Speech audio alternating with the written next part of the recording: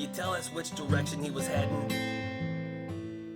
We don't have time for this. We have to get on this trail before it goes cold.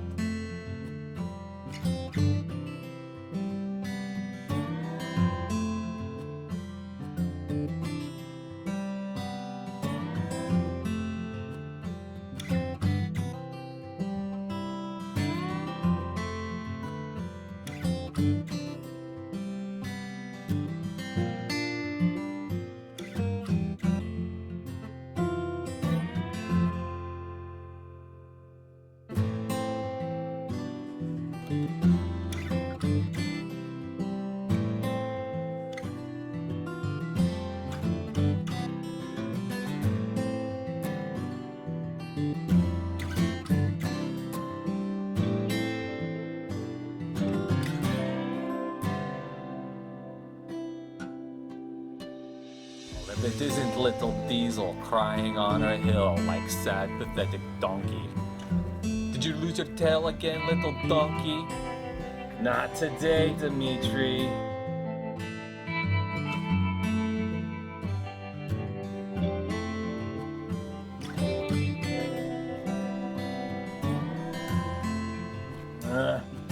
Goddamn step spiders, go away! Hey everybody! Welcome back to my channel. Welcome back to the commentary of this Crossout movie, The Ravaging, that I made a couple years ago. I guess I should have got this commentary out of the way a long time ago, but, well, I've got such a scattered brain. Swiss cheese brain. Swiss cheese brain. See, I've always loved the Marvel intros, and that's what this creator scroll here that you just saw there was an imitation of. And going straight into why I picked this specific opening scene, because I love the gas station. I think it's a perfect little place to hang out and just relax. And it's a perfect little ambiance. You know, you got the windmill going up there. If you park just right, the windmill's going on your rig. I thought it was a really nice scene to capture. So I figured that's what we would do. Capture that little scene. Windmill going, shadow going on the rig. I thought it was good. Don't you think so? I mean, look at that. That's this is the Snaggletooth. Everybody knows the Snaggletooth. It's my droning rig, my hanging out rig. This guy, I put him together. You know what I'm here for? Yeah, what do you got? The usual wares. How much? I'm getting sidetracked by the commentary, by the dialogue. Oh, crap. So this is the intro to the original Diesel. That's her doing her walk of shame.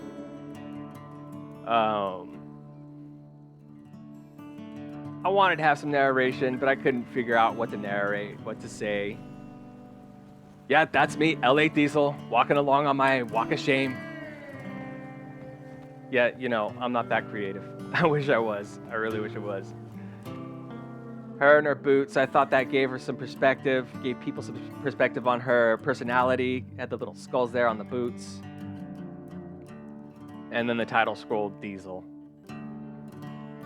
And now here you're seeing the rework I did, adding in the comic book style transitions here. Ah crap, comic book style transition. And I decided to cut out the walk of shame because I found some stuff that I could actually put in here, making it kind of like Maximum Overdrive, how it had its little information and title scrolls about alien invasions or comets and stuff like that. And I was like, okay, well, I found all this information on the crossout.net website. Real cursory, you know, scouring of information. I was told that I got the concept of the Ravagers wrong, and I own up to that. I totally got the concept of the Ravagers wrong. They need a lot of technology to do what they do, and just made them like way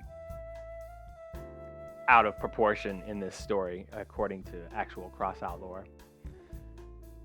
Step spiders, this little spider here, you know, I started making my links to how I could weave in some storyline using actual Crossout stuff, step spiders being the cabin that you have there, and everybody running around in spider rigs.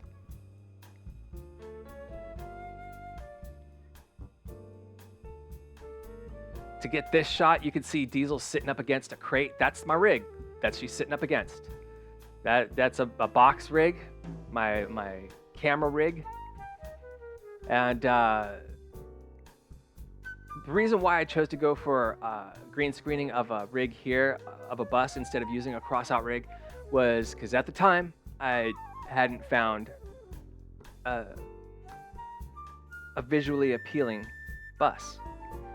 And my building skills at the time hadn't really gone up to where they are when I started the second part of the Ravaging. You'll see I made an actual bus for the second part of the Ravaging.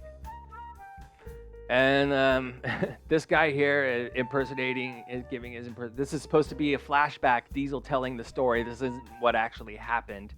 This is her telling her version of what happened. And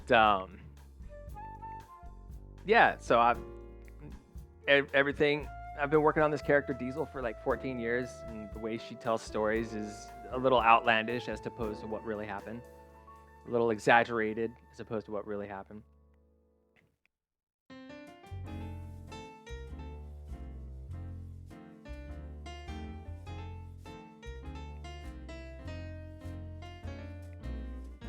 Dimitri, what inspired Dimitri?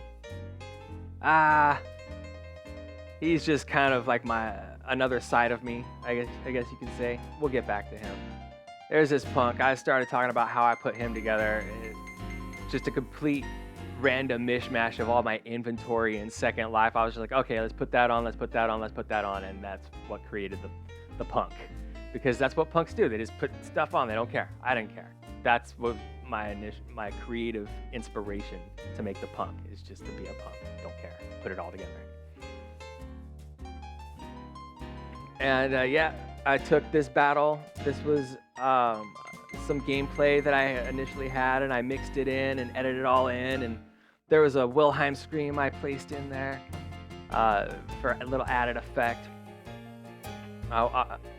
You guys will see the deleted scenes and outtakes. I've got other things to say about that during there.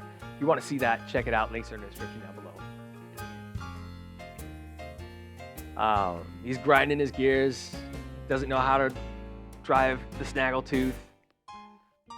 And all the names and all the UI is all in here because this is all early gameplay. I didn't know how to take off the UI, and I wasn't planning to use this gameplay in a movie at all. I was like, okay, that works. Let's put it in. And so it's in. Plain and simple. I wanted to have a little reveal here of the Ravager being planted on the side of the rig.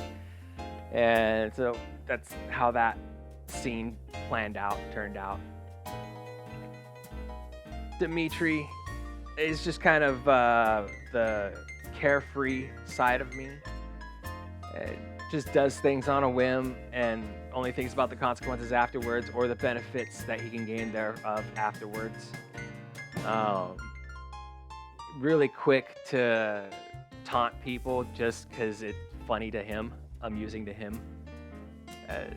It's the old me. That's an old version of me. I'm really quick to taunt people because it was just amusing to me and me alone. Very selfish. That's kind of how Dimitri is, but he means well.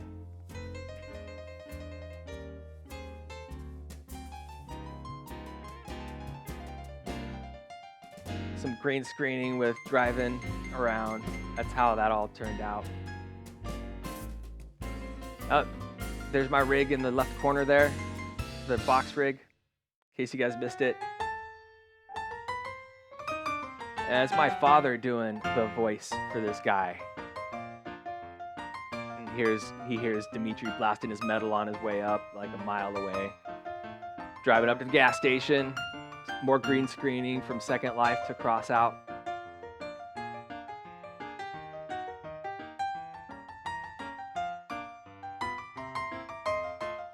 That was really tricky. I don't know if you guys caught it, but Dimitri walking up and turning to face the camera and walk the camera, that was really tricky getting that.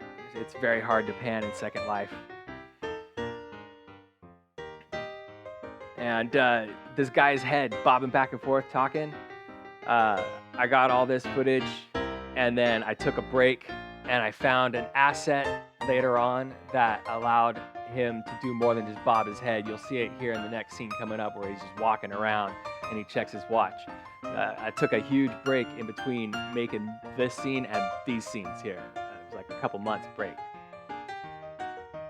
He's got a little sundial, in case you guys didn't notice that. Sundials don't work on your wrist. It's a joke, it's funny. I think it's funny. And this scene was a little tricky to do. That's green screening. Those two characters aren't actually with each other. And so getting the proportions matched up, the height and the camera angles all matched up was real tricky. This here is the other comic book transition that I opted to go with instead of the quote-unquote animated scene. I really like the comic book transition a lot better. And this whole scene right here is basically why I got the idea to do this commentary, because the garage band that I used to orchestrate this scene decided they were bigger than all 11 other big name bands that I used to orchestrate this whole thing I call the Ravaging, and they claimed copyright on it.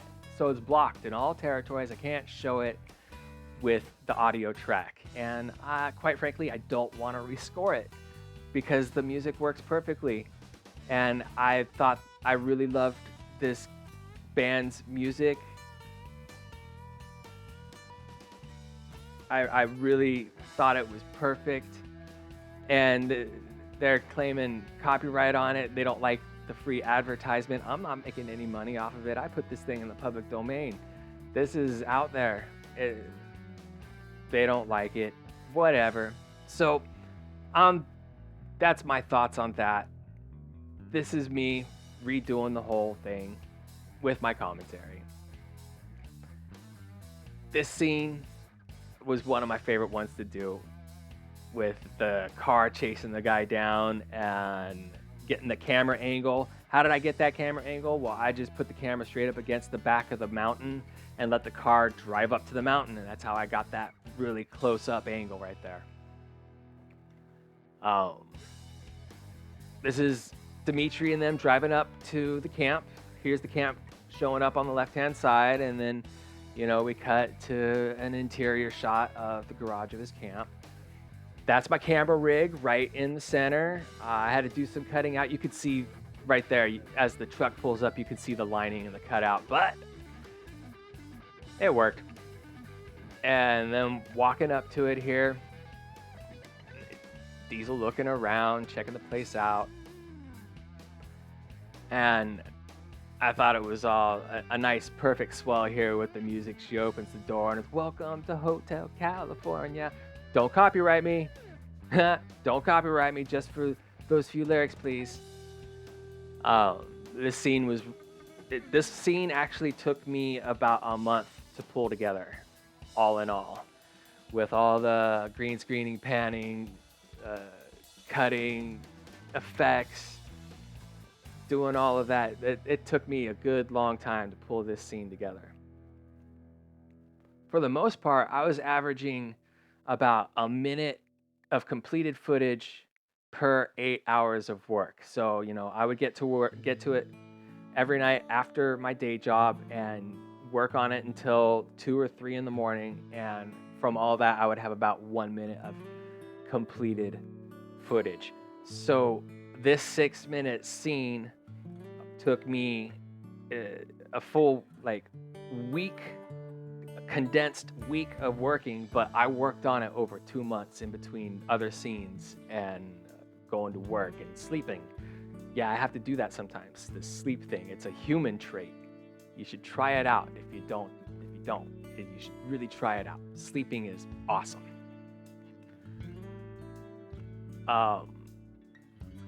here I am pulling in some more game footage that I had that I just I was not intending to use. And eventually I did use. I thought it was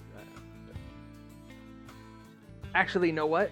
No, this is from my first attempt to make a Crossout cartoon. This footage I didn't intend to use, and some more footage coming up here behind I didn't intend to use. But that previous scene I did intend to use. I misspoke there. Sorry. That's gonna happen. I really loved this. I had no idea this was going to happen to this guy. I'm getting this shot here of the horns, and I come around and bam, right through him in like one shot. I had no idea. That was very satisfying moment, actually. Yeah, here, this is some more footage that I cropped from my first attempt to make an actual pro Crossout advertisement. I thought it was a good scene to work with. And I later went back. You'll see, I reused it again. More reused footage. In the same cartoon, no less. No shame. I've got no shame. Reused footage in the same cartoon. I got no shame. It all comes together. This is the start of the second part. I took a huge break because I had lost a bunch of footage in between this and the last 15 minutes you just watched. I lost a huge amount of footage, a bunch of B-roll, and it just really discouraged me in continuing. But I got to talking to Zombie Lives Matt and Iron Dog and Scraw and Faster and Oh Hell Whoa and a whole bunch of people and who were really impressed with the first part, and they encouraged me to continue. So I got to work on actually scripting something using Stephen King and trying to weave in the first part, which I think I did pretty well, weaving it all together. Came up with this. That's our little jackalope you see there in the beginning. I'm a fan of the jackalope. It's a trope from Southern California. Jackrabbits with deer horns. They used to use it to scare kids back in the day. Go jackalope hunting, go snipe hunting. Come back with a jackalope. Scare the kids. It's actually pretty fun. But that rabbit is supposed to be infected with the Ravager, and it lures the girl to her death. Some of that B-roll footage was in the Ravager's foothold. There was to be some banter, some chatter between Ravagers about how they want to get old man boss at the gas station because he knows too much, and to do that they're trying to lure him out by using the new neighbors, and they just got the little girl. And there's the Pops burying his little girl. I really wanted to do a long take, make people uncomfortable, make people be like, oh, why am I watching this? That was intentional. Make you think about things. Make you a little uncomfortable. Definitely intentional. And then we start with getting back to what happened. I actually built the bus instead of using the green screening bus from Second Life. It took me some time to get one built up that looked like it, and that I was happy with.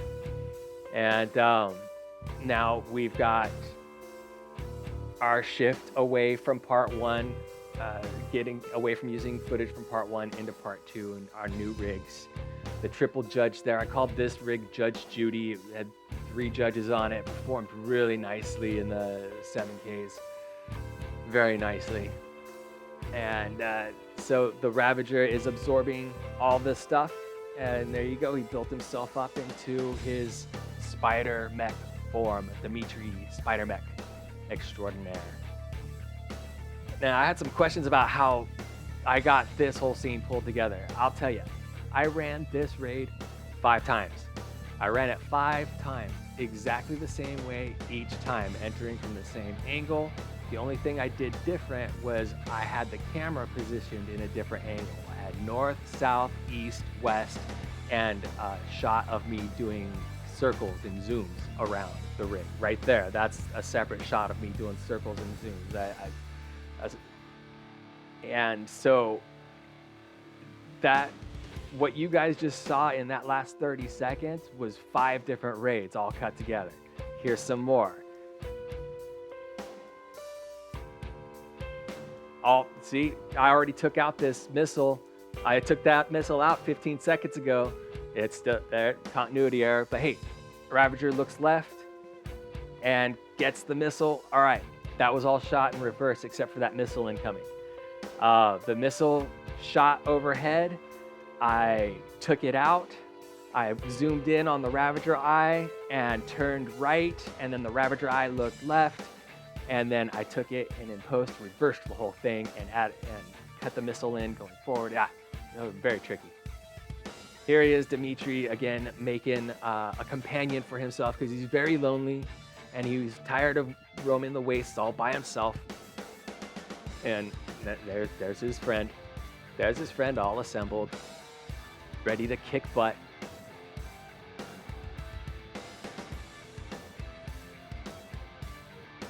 This is us in Invasion, taking out the Leviathan in Invasion, and taking it out. Like we get the last shot finally, like right there. We were about to run out of time. It was great. It was real good timing. This symbol, you see the skull with the banjos. That is a symbol that belongs to our player friend. Rageaholic. See, he pitched in. He gave me $20 to help out and get some assets to help complete this. So that's a representation of him there sitting in the cabin of the truck, talking about really wanting coffee for this long drive. Picking up somebody stranded out here. And it was supposed to be drugs. He's supposed to be running drugs. Yeah. And that's what this whole 420 thing there. He's supposed to be running pot. And then I pick up this girl, and I wanted to have these guys get out with smoke all around them and stuff, but I figured that was going a little too far.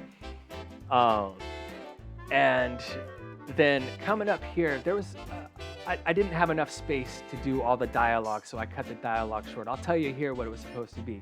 See, he pops out, helps them unload the boxes, which you'll see here in a second. He starts talking to the lady about how you think waiting for parts it sucks. You should try making the drive from Old Town through Founders Canyon and down into the crater. It's a real grind sometime. And she's like, oh, yeah, I might take you up on that. You're cute. We could do our own kind of grinding. But that dialogue just, I didn't have enough visual content to fill up that kind of dialogue. So I just really cut it short about, it's a real grind. You should come a long time sometime. I'll take you up on that. And here in the background, in the audio, I started weaving in the Pro Crossout advertisement that I previously made featuring the Snaggletooth doing the cargo run. So this is all set up for the cargo run, of course. He's got the cargo run that I was talking about in the first part, Diesel and Dimitri bantering about the cargo run. This is it. This is the cargo run. And I had, thankfully, Rageaholic had some time to help me out filming this scene here. You can see him up in the top left here, down in the canyon. That's me. That's me right there. And there he is getting shot, backing up. That's him in the Snaggletooth. That wasn't meant to be that way, but that's what happened anyways. This is me here. And again, me here. And that's Rageaholic coming down the canyon there. That's me here. We're going to do a lot of back and forths. This is from the original Crossout advertisement I made. Reused footage. That's Rageaholic. That's me in the truck. Rageaholic.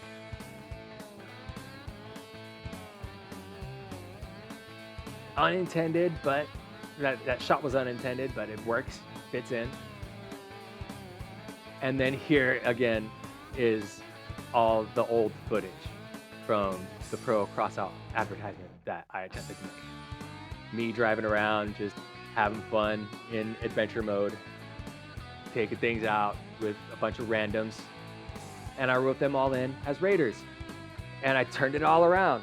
The Snaggletooth is supposed to be trying to take out the cargo rig. All these people are raiders chasing after the rig in the cargo run. And Rageaholic is just trying to trying to save his own life, save his own skin, get out of there as fast as possible, get to the market as fast as possible. That's Rageaholic behind. That's me driving. And there's me driving. Yeah, that's me.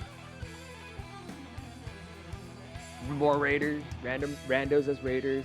I didn't know how to get rid of the UI to get rid of their names, but I do now. So there we go again, switching places.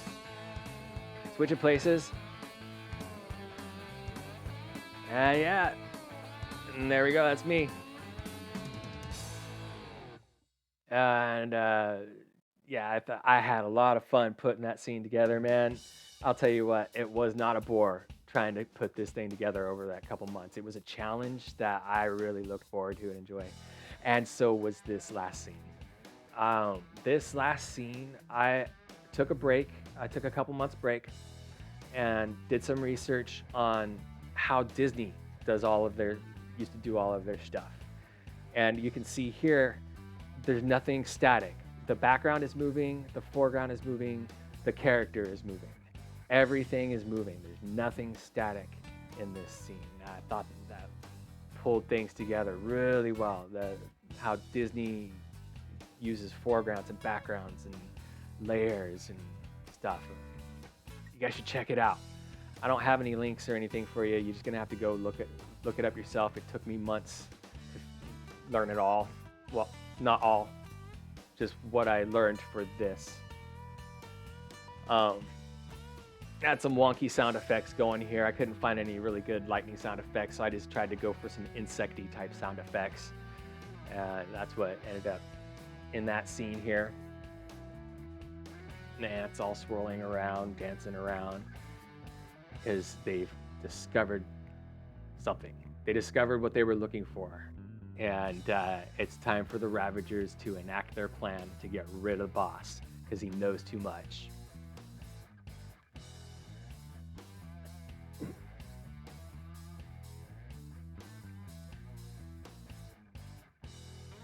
I pulled a lot of the Ravagers foothold scenes from stock footage. I shouldn't call it stock footage. There's a commercial.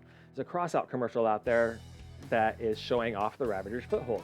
So I went and I took all of that and I cut it up and I added it in. And I reversed some footage and I cut some out and it all added in here. If you want to see that, I can provide a link to that commercial down in the description down below so you guys can see the before and afters. And this is Christine coming to life. Christine, straight out of Stephen King. Yep, that's right. This build was made by Thorgal. I did not make this build. This build was made by Thorgal. I think he's a really good builder. I think he's a great builder. I do. That's my opinion on Thorgal. Taking out boss. It's time for Christine to do what she was born to do and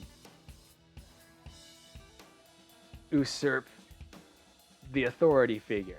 That's kind of like what's going on here. There's a running theme in Stephen King stories that if you don't pay attention to what your kids are doing, fill their mind with all kinds of stuff, and dark entities can take them over. And when the dark entity takes them over, it often makes them want to usurp the power from the authority figure, being the parent. And so that's what this all underlying theme is here. The boss knows too much. He's been in the wasteland too long and learned too much about the Ravagers. He's spreading information that they don't want him to know. So it's time to get rid of him. And they are going after him with the most innocent thing they can think of, the children. And yeah, that's what the Ravaging is all about. The Ravagers are they're taking over the kids. They're taking over the young-minded and getting rid of the older people so that they can have their way. And it's a tale as old as time, actually. Kingdoms and governments have been doing that for thousands of years. Get them while they're young, separate them from the old, and get them to hate the old so that they only understand what the government has to say about them. The Ravaging! That's what it's all about. That's what it's all about. I had a lot of fun putting together the Ravager's voice here, talking all dark and slow like this, and overlaying it, talking all normal and stuff like this. That was fun. And this is me trying to tie the movie into the game itself with Awakening, because in Awakening, our character, we start, try not to spoil too much for anybody who's not played Crossout and might want to try playing after watching this. The character starts out with their mind wiped, and we've got to figure out what's going on. And this is what happened to Diesel. She got her mind wiped. There was the Ravager attacking Dimitri, and while that was happening, another got up underneath the rig, and then she took off, and that's why Dimitri Bot just stopped chasing her, because there was already a Ravager on the rig. I was so happy I got it to stare at the camera like that. The Ravager at the end staring at the camera. I thought that was perfect. It took me a few minutes to wait while it was recording, while the Ravager was looking around, but finally when it looked right at the camera, I was like, cut and wrap. It was perfect. I really want to thank you guys for sticking here and watching. Oh yeah. This is the continuation. Dimitri Bot is multiplying through the valley. His numbers are getting bigger and bigger. That's really all this is meant to portray, that the bots are multiplying, the Ravagers are multiplying, and they're taking over the world.